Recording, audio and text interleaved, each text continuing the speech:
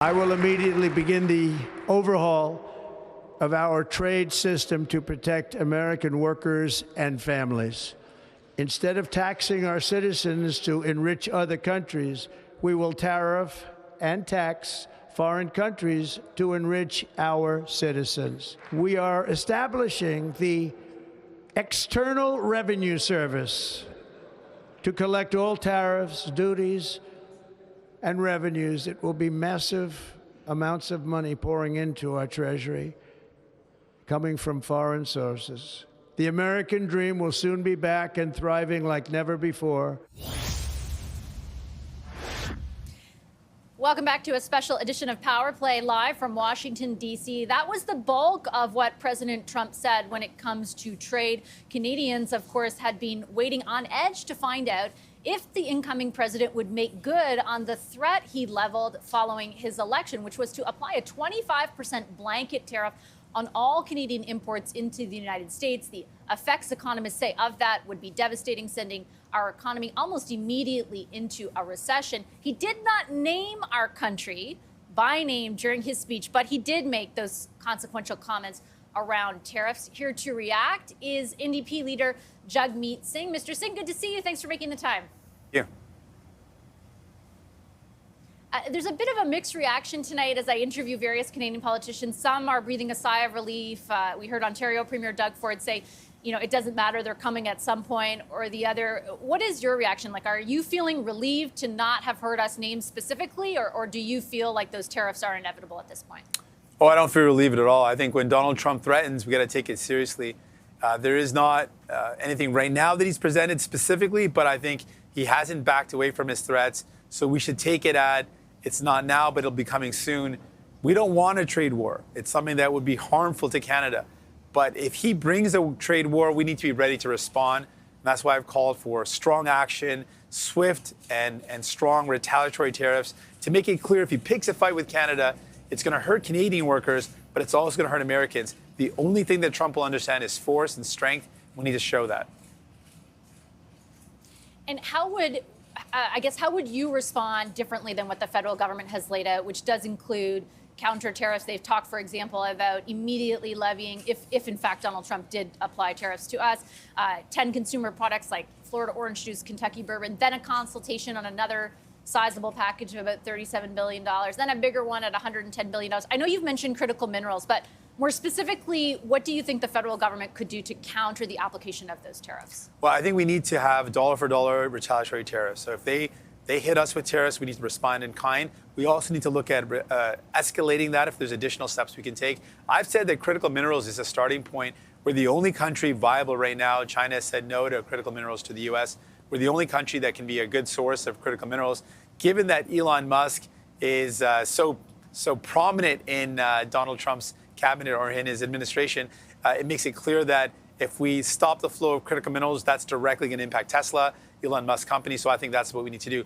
What I am concerned about, though, is that I've seen a lack of commitment from the part of conservatives, like Pierre Poilievre, who has been very weak on this point. And after receiving the endorsement from Elon Musk, someone who is a part of an administration that has threatened our country with economic pressure to make us the 51st state, when asked if we would accept the endorsement, instead of saying, no, of course not, I'm going to reject the endorsement of someone that's threatened Canadian jobs and Canadian workers and our very sovereignty, he says he's a great guy. He compliments him. That shows a weakness of leadership, and it shows someone that is in the pocket of billionaires, and in this case, Elon Musk. So I think, you know, more specifically, I remember last week Mr. Poilievre being asked about this sort of disagreement between Danielle Smith, the Premier of Alberta, and other premiers. And it basically revolves around how far Canada should go in threatening to retaliate. Premier Smith argues that it wouldn't be logical to withhold, for example, oil exports or to apply an export tax, and so we shouldn't be threatening it if we don't actually plan to do it. Other premiers are saying you've got to keep even that on the table. Are you critical? Is that what you're saying? Like you would be putting all of that on the table, or do you agree that it's not something that, you know, in all likelihood we would ever follow through on, so why threaten it? Well, we should have all tools on the table and not withdraw a tool that we could use in the negotiating table potentially prematurely. What's the benefit of withdrawing any tool? If we don't go there, we don't go there. But we need to leave all tools on the table. it seems to me that Danielle Smith is more interested in kissing up to Donald Trump and to appeasing him. She seems to be working for the wrong team. And Pierre Poilievre accepting the endorsement of Elon Musk, a guy that's a part of an administration that's threatened our country with economic pressure, threatened with tariffs, threatening Canadian jobs, threatening the cost of living going up even higher than it already is, to me shows conservatives that are not actually in a principle protecting Canadians, but are more interested in kissing up to billionaires or cozying up to billionaires and the president. I think Premier Smith's point, though, at some instances has been, and I certainly do understand the criticism that you're levying, but it has been like we're so reliant on sending our stuff to the U.S., including oil, because there has not been any sort of, will at the level of the federal government for building pipelines or other ways to get this product to other markets. I mean, your party and you specifically, Mr. Singh, have opposed the building of pipelines, including TMX, and the federal government spending money on that at every step of the way. Do you not, is there not some culpability there in the fact that we are so vulnerable as an export market when it comes to our energy to just the U.S.? There's no doubt that the diversification is important. We need to be able to produce more in our own country. We need to refine more in our own country. The fact that we have got such an incredible wealth of critical minerals, but we're not actually building the batteries in our country. We're not actually refining those products. With our timber as well, we log, but we don't refine or add value to the raw goods that we produce in our country. So that's serious. That's a serious concern that we have. The Liberals and Conservatives have been in power since the beginning of this country, and they've certainly failed on that front to develop a more developed economy, an economy that adds value to the raw resources that we have. But Mr. Singh, I'm asking you about oil, right? You have been opposed to pipelines that would allow for Canada to export its oil to other places other than the United States. Was that a mistake? I mean, I don't think that's relevant right now to the question of tariffs being imposed on Canada and in response to us being willing to do whatever is necessary. And I disagree with Danielle Smith, who's prematurely pulling back a potential tool. I think in negotiating, you need to have all your tools ready to go and you escalate them as necessary. We need to respond if there are tariffs with tariffs in kind. We also need to make it clear, I think, to the workers that might be impacted that we will have their back, that we will support them. So that's my focus.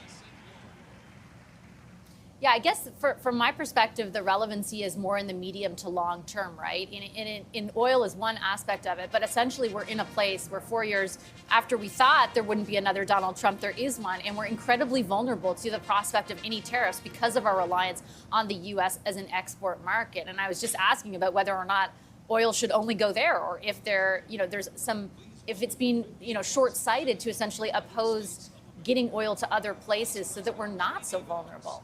Well, I mean, I wouldn't focus on just one product. I think in general, my response to that is in general, the previous governments, both Conservative and Liberal, have not built an economy in Canada where we do more than just take out raw materials out of the earth. We need to also refine products. We need to add value to products in our own country. We need to build more of the things that we need in Canada. That's clearly a fault of both Liberals and Conservatives who've been in power since the beginning of this country, that they've not built an economy that is more resilient and that is less vulnerable to the United States and someone like Donald Trump threatening tariffs. That's without a doubt.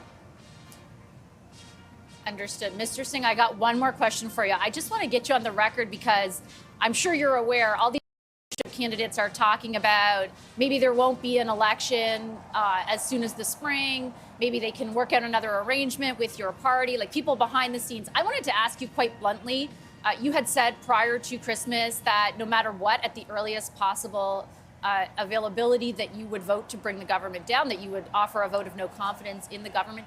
Is that still the case? Do you plan on doing that no matter what the economic circumstances, what Trump is doing, all the extenuating things? Yeah, I've been really clear and I remain clear, and I appreciate the opportunity to repeat it. We will be voting to bring down the government at the earliest opportunity. There will be an election and a choice where people tell me they feel let down by the Liberals. So the choice will be between Conservatives like Pierre Poilievre, who want to cut the things that people need and it's going to cost people a lot more, or New Democrats who want to lower your bills by making billionaires pay for once and bringing down the cost of living, building homes you can actually afford. That's going to be the next election, and we're ready for that. Mr. Singh, I'll leave it on that note. Appreciate your time as always. Thank you. Thanks so much.